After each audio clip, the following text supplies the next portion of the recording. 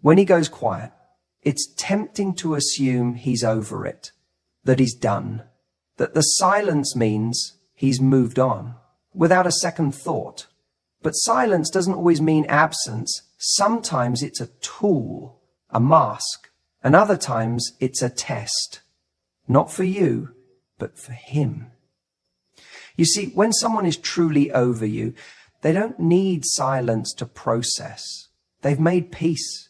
They're not watching to see if you notice the distant. But when someone still feels something, when they're still emotionally connected, silence becomes a kind of power play, a subtle way to regain control or to create space that they hope you will cross first.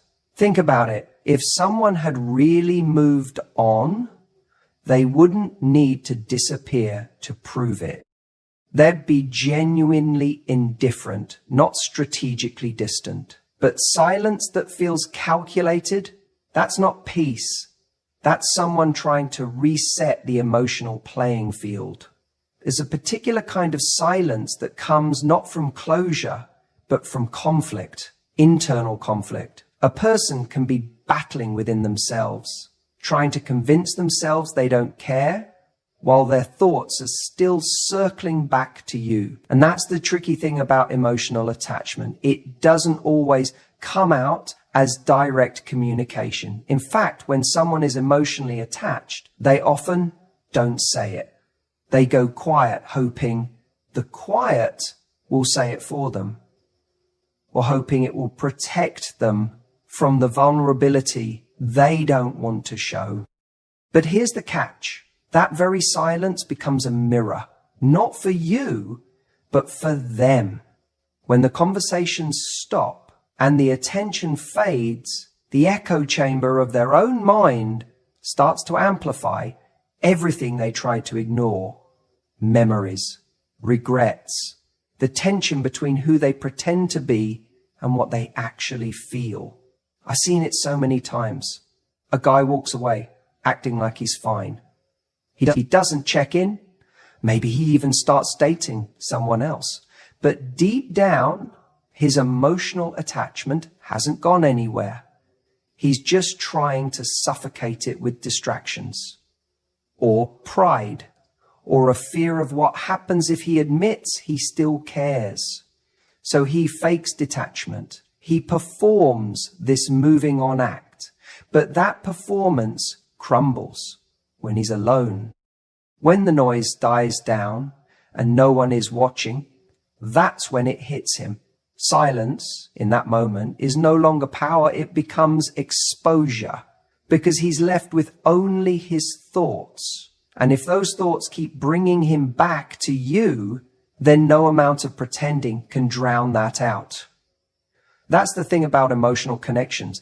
They don't just disappear because someone stops talking. Real emotional ties outlive contact. They show up in the space between messages, in the reaction he has when he sees your name, in the way he hesitates before reaching out, not because he doesn't want to, but because he does, and he doesn't know how to anymore. So when you're on the receiving end of that silence, don't rush to fill it.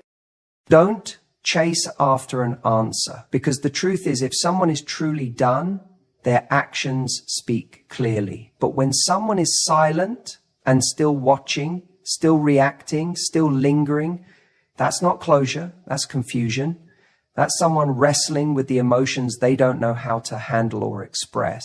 What often happens next is a delayed reappearance. They resurface, sometimes weeks, sometimes months later, with a casual message.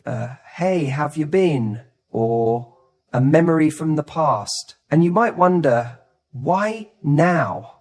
But that moment didn't come from nowhere. It came from all the noise they sat with in your absence.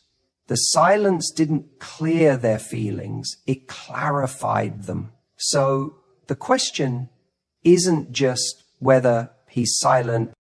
The real question is, what is that silence protecting? If it's peace, you'll know. But if it's pride, fear, or longing, you'll feel that too.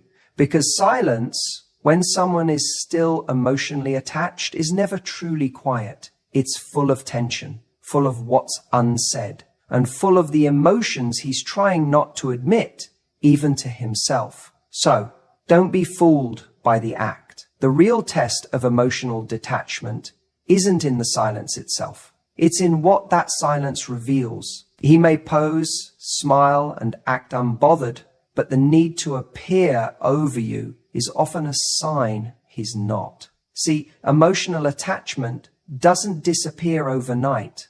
It doesn't have an off switch. What often happens is that it goes underground, tucked away beneath ego, pride, and the desperate need to look strong. It's not that he doesn't feel anything anymore. It's that he's terrified of looking like he does.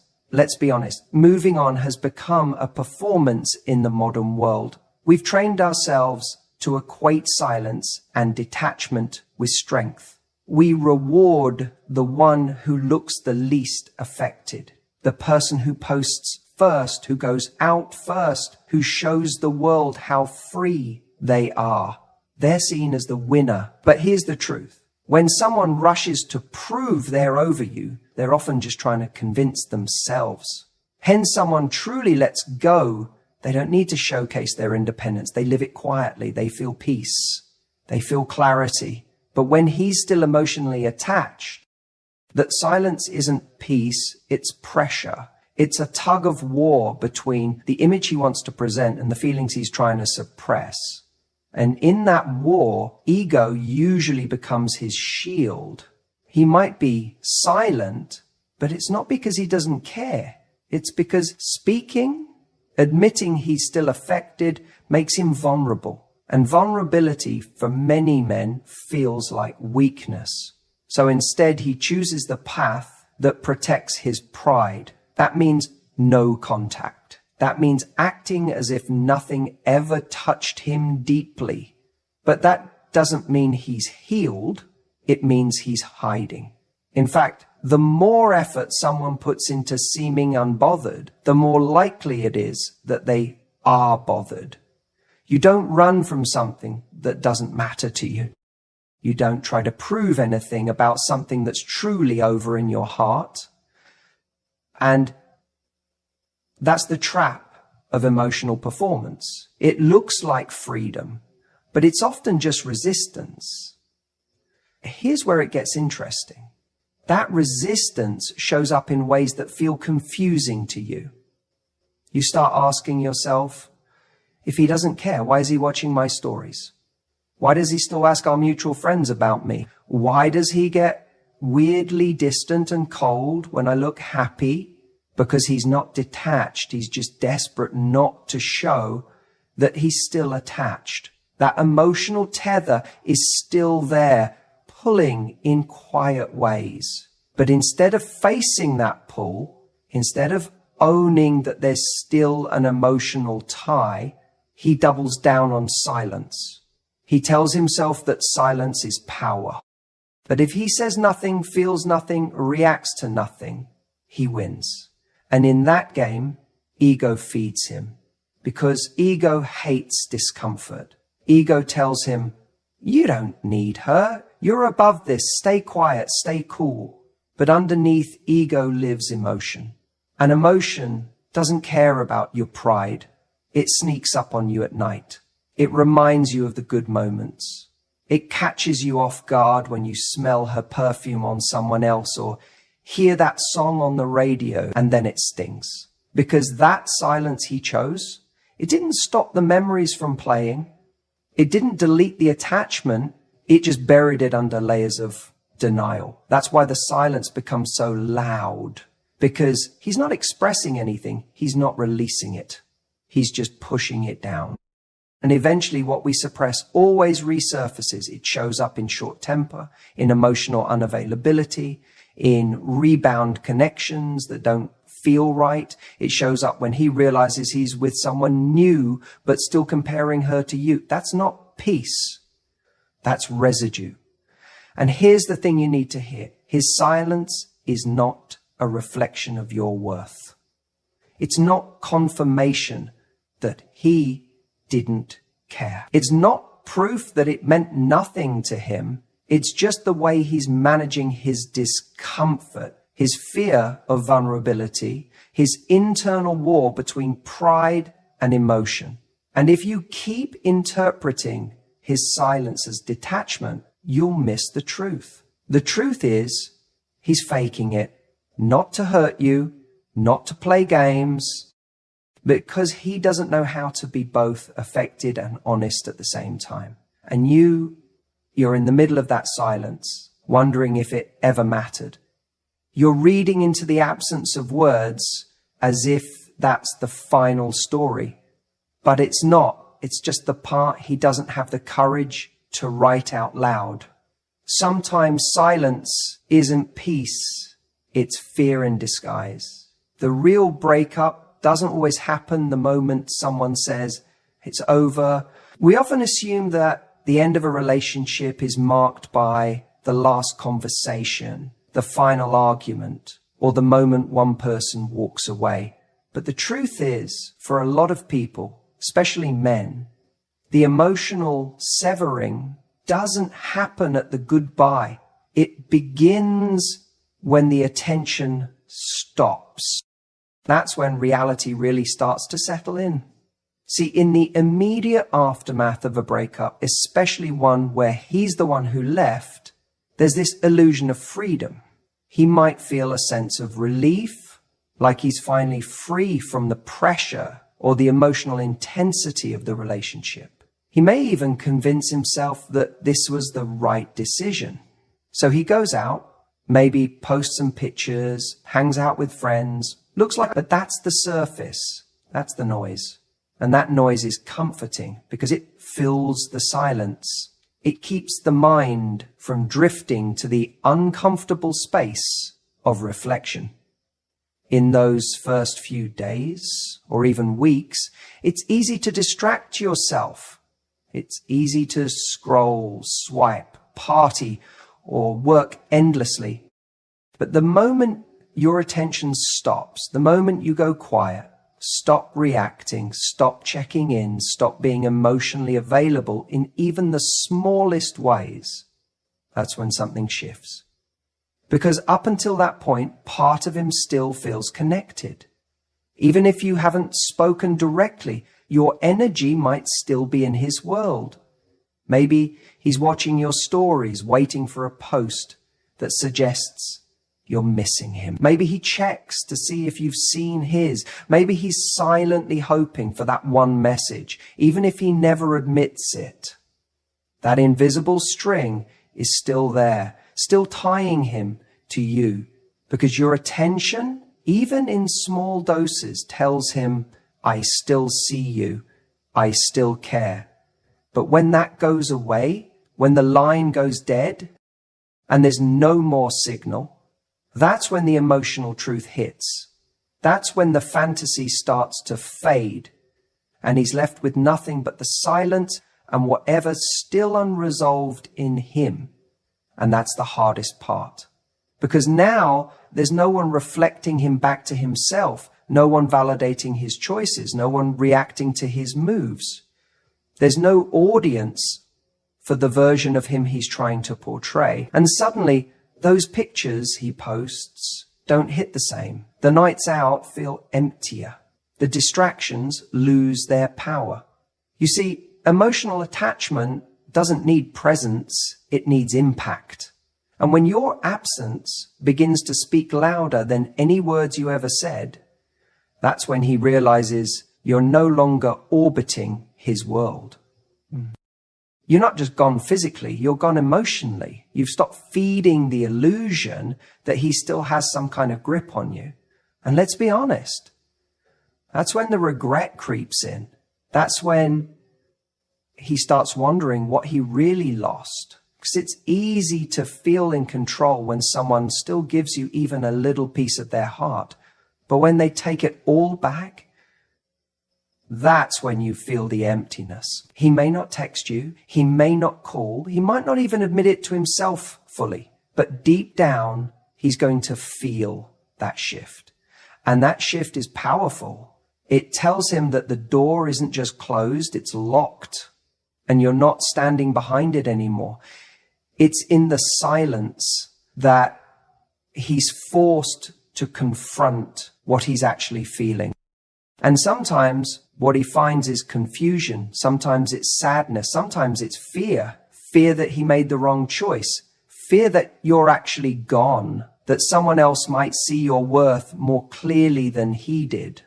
That's why I always say, don't rush to fill the silence. Don't chase closure. Don't try to prove your value, because when you pull back fully, cleanly, without bitterness, but with strength, you let the silence do what your words never could. You show that you're not waiting. You're not holding space for someone who's undecided. You're moving. And your movement, your actual evolution away from the relationship, is what starts the real breakup in his heart. It's in that moment that the comfort of knowing you're still there begins to slip away. And sometimes that's when he'll come back around. But by then, you'll have changed. You won't be in the same emotional place.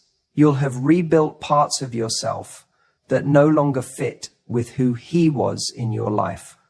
That's why the most powerful thing you can do after someone walks away is to let the silence speak. Because in that silence, he won't just hear the echo of your absence. He'll feel the weight of what he let go. And that's when he realizes the real breakup didn't happen when he said goodbye. It happened when you stopped looking back. When you cut off contact with someone, when you stop calling, stop texting, stop checking in, you create silence. And for a lot of people, silence feels like the end, like it's done, finished, that's it. But what they don't understand is that silence isn't just emptiness. Silence echoes, and that echo over time can be deafening. You see, when someone is emotionally attached to you, even if they're pretending they've moved on, even if they're going out, living their life, dating other people, that silence doesn't sit quietly in the background. It starts to stir things up. At first, they might feel relief, space, maybe even power, but slowly silence starts to do its work, because without the constant reassurance of your presence, your messages, your voice, your little check-ins, they're left alone with their thoughts. And that's when it gets real. When you stop giving someone your energy, you force them to confront the reality of losing you. Not the fantasy of being strong and over it, but the actual lived experience of what it means when you're no longer there. And here's what happens. The mind begins to talk. It starts running through scenarios. Is she thinking about me? Did she really move on? Was she really that happy with me? Or did I imagine it? The silence you leave behind becomes fertile ground for overthinking, doubt, and nostalgia. And this is where emotional attachment exposes itself. Because if he was truly done, if he was genuinely free of that emotional bond, then the silence wouldn't matter. It would feel neutral. But if he's still tied to you emotionally, if he's still carrying unspoken feelings, unresolved regrets, unhealed wounds, then the silence becomes unbearable. It becomes a mirror, reflecting everything he's trying to avoid. It's easy for someone to fake moving on when there's still communication, when you're still accessible, when they can still look at your stories, reply to a text, get some form of validation from you, even if it's subtle. But when that disappears, they can't mask their detachment anymore, because now they don't get to know how you're doing. They can't control how you remember them. They're locked out of your world. And that unknown is where the anxiety lives. This is why silence is so powerful, because it forces emotional honesty, not from you, from them. It's no longer about what you're saying or doing to keep them connected. It's about what they feel when you do nothing. That's the moment you start to see the truth. There's a difference between letting go and just trying to suppress your feelings. So many people act like they've moved on by staying busy, surrounding themselves with distractions, maybe even dating again. But if those emotions haven't been processed, if there's still an emotional debt left unpaid, silence will expose. Because when everything goes quiet, when the distractions aren't there, when no one's feeding their ego, that attachment starts to whisper. Sometimes it shouts. This is why you might suddenly hear from someone weeks or months after you go silent.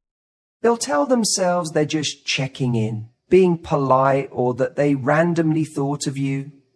But that's not random. That's silence doing its work.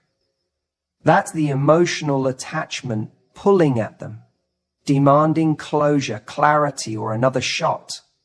The hardest part for you is staying in that silence, because silence is uncomfortable for the person who's attached. But it can be uncomfortable for you too, especially if you're someone who wants peace or closure or still cares on some level. But when you hold that silence, you give them space to confront what they've been avoiding. And that confrontation, that's where growth happens. That's where truth is revealed. It doesn't mean they'll come back.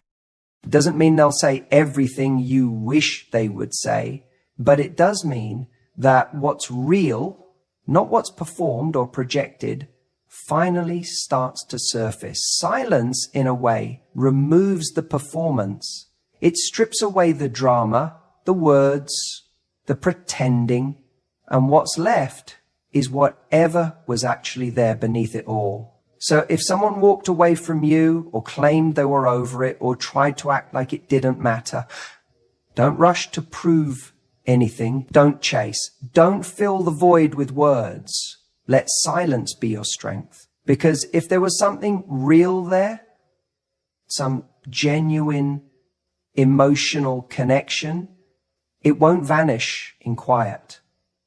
It will get louder. The longer you say nothing, the more their mind will try to fill in the blanks. And that's when you'll see what was real and what was just noise. The silence doesn't just end conversations. Sometimes it begins the real one. He may not reach out, but that doesn't mean he's let go. Silence can be self-protection, not peace. And this is where a lot of people get confused, especially when they're trying to make sense of someone else's silence after a breakup. They assume if he hasn't called, if he hasn't messaged, if he hasn't tried to get me back, then clearly he doesn't care anymore. Clearly he's moved on. But that's not how it works. Emotional attachment isn't always loud. Sometimes it goes quiet. Sometimes it withdraws. Not because it's gone, but because pride won the battle over vulnerability. See, most men aren't taught how to process emotional pain openly. They're taught how to mask it, push it down, and maintain control. So when a breakup happens, especially one that hits them harder than they expected, they don't always react with authenticity. They react with strategy. And that strategy is often disappear, go silent, pretend they don't care. Why? Because it feels safer to appear detached than to be honest about still being emotionally invested. Pride says, don't reach out first. Pride says, she needs to wonder about me, not the other way round. But underneath that performance, there's still attachment. This is why you'll notice some men go completely radio silent. Not because they've emotionally resolved the breakup, but because they're terrified of what reaching out would expose. It would reveal their lingering feelings. It would make them vulnerable to rejection. And most importantly, it would strip away the illusion of strength they're clinging to. Because in their mind, being the one who cares less is a position of power. So they choose silence, not because they're at peace, but because their pride won't let them show that they're still hurting. Now, here's the thing. A man who's truly moved on doesn't need to prove anything. He doesn't need to go quiet just to make a point. He doesn't need to avoid contact just to protect his ego. That's what people do when they're still emotionally entangled. When a man is still attached, silence becomes a game of control. It becomes a way to say, I'm still in this, but only on my terms. He wants you to think he's fine, but he's still checking your stories, still watching your posts, still wondering who you're with and whether you're thinking about him. That's not closure. That's attachment playing dress up as detachment. You might ask yourself, but if he still cares, why wouldn't he just say it? And that's the heartbreaking part. Sometimes the fear of being rejected again, of being seen as weak, of giving someone else the upper hand emotionally, it's too much for him to face. So rather than risk that exposure, he retreats. It's not because his feelings disappear. It's because his pride couldn't coexist with his vulnerability. He chooses silence, thinking it makes him strong.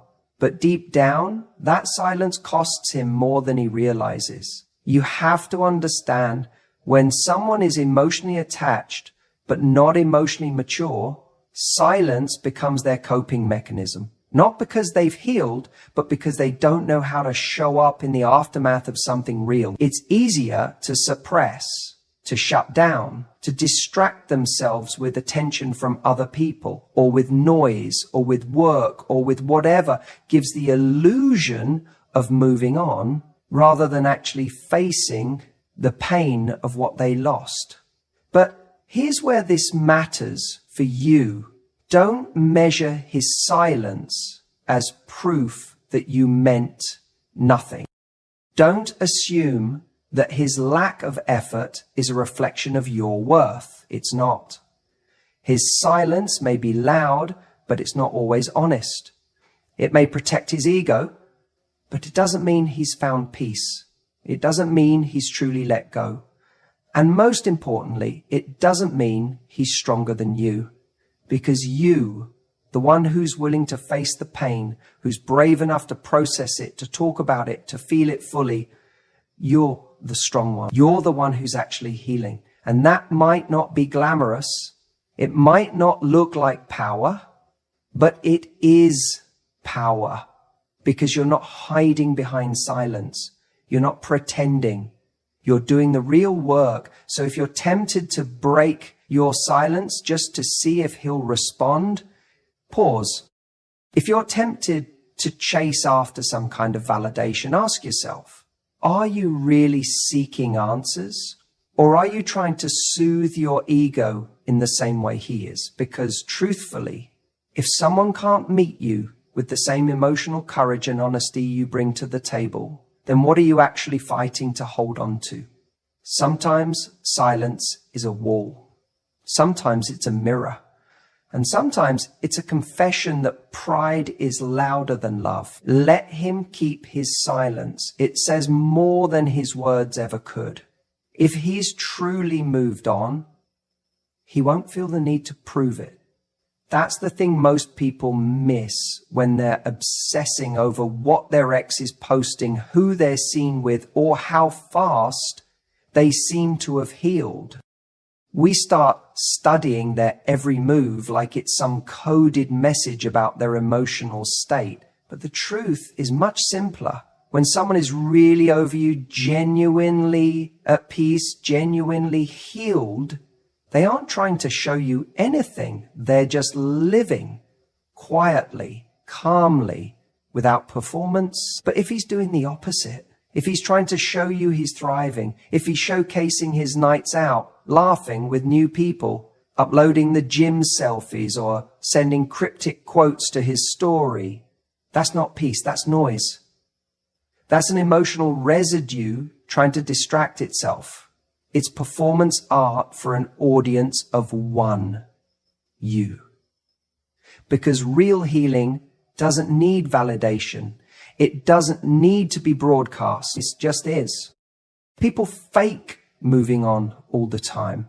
They jump into situationships. They use others as emotional bandages. They push themselves to look happier, more successful, more independent than they actually feel. But underneath that curated version of strength, there's often a quiet panic, a fear of facing the stillness.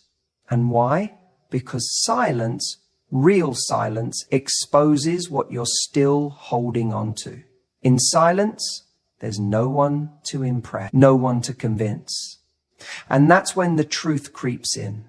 That's when you realize how much someone meant to you. That's when you realize you're not actually over it, you're just avoiding it. So when a guy's silence is truly rooted in peace, you won't feel him trying to pull your attention back. He won't be indirectly messaging you through his feed or sending mixed signals. There won't be an agenda behind his distance. He'll just be gone. Not in a cold way, but in a resolved way. Because once someone has genuinely let go, they no longer feel compelled to be seen by the person they used to need. But when that emotional attachment is still there, silence becomes loud. His silence may seem calm on the outside, but internally, he's checking for signs. Is she still watching? Is she doing better without me?